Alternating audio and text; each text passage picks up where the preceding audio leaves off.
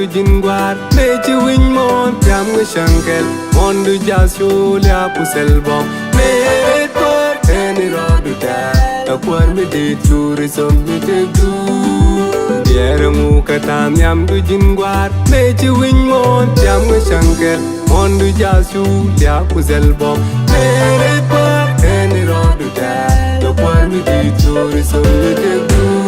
na werin yamda gandu kera ndogu belle tellera daga keji shiloi da gwa ko me shine no bella rode vanu banga was the panji de winda keji na werin yamda gandu kera ndogu belle tellera daga keji shiloi da gwa ko me shine no bella rode vanu banga was the panji de winda keji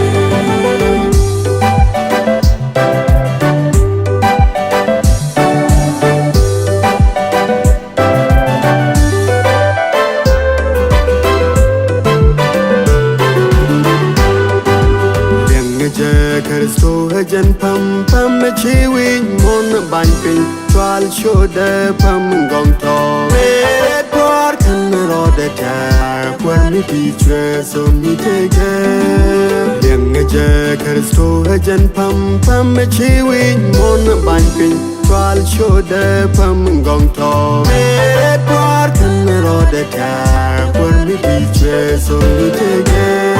awen yamda gandu kera ndogu belle tellera daga keji shiloi da gwa ko me shene na bella rode vanu banga was the panji de winda keji na werin yamda gandu kera ndogu belle tellera daga keji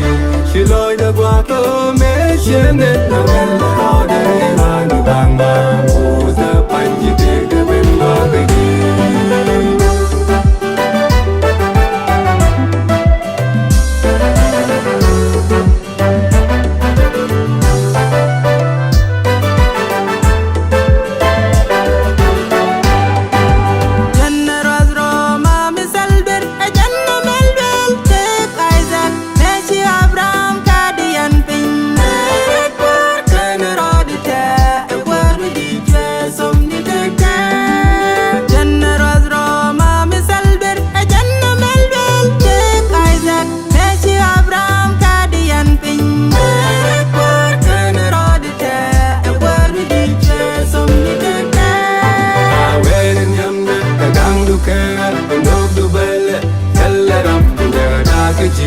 shiloi da gwa ko me shene na bella rode vanu banga was the panji de winda keji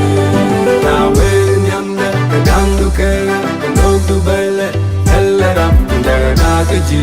shiloi da gwa ko me shene na bella rode vanu banga was the panji de winda keji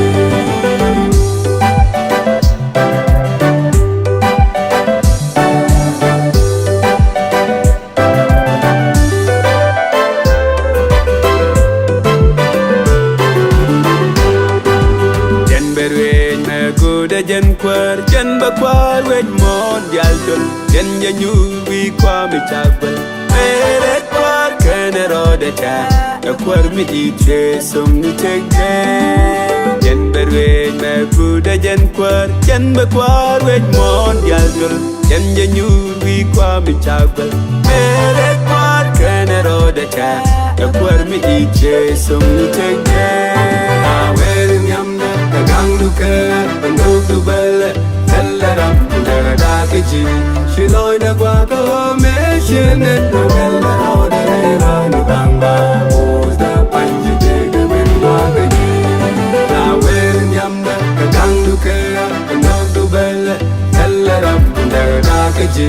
shiloi da gwa ko me shene na bella